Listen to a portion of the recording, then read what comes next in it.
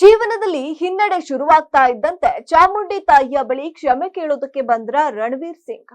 ದೈವ ಅವಹೇಳನ ಪ್ರಕರಣದ ಬಳಿಕ ಮೈಸೂರಿಗೆ ನಟ ಸೀಕ್ರೆಟ್ ಭೇಟಿ ಈಗ ಭಾರಿ ವೈರಲ್ ಆಗಿದೆ.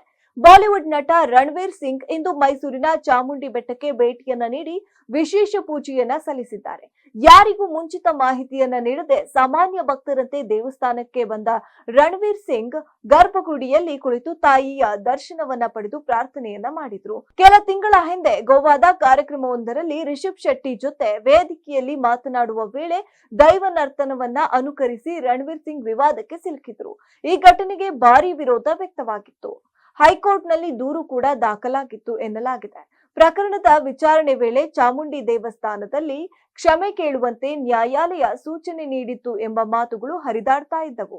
ಇದೀಗ ಬಾಲಿವುಡ್ನಲ್ಲಿ ಬ್ಯಾನ್ ಚರ್ಚೆ, ಸಿನಿಮಾಗಳ ವಿವಾದ ಮತ್ತು ವೃತ್ತಿ ಜೀವನದ ಹಿನ್ನಡೆ ನಡುವೆಯೂ ರಣವೀರ್ ಸಿಂಗ್ ಚಾಮುಂಡಿ ದರ್ಶನ ಬಂದಿರೋದು ಭಾರಿ ಕುತೂಹಲ ಹುಟ್ಟಿಸಿದೆ.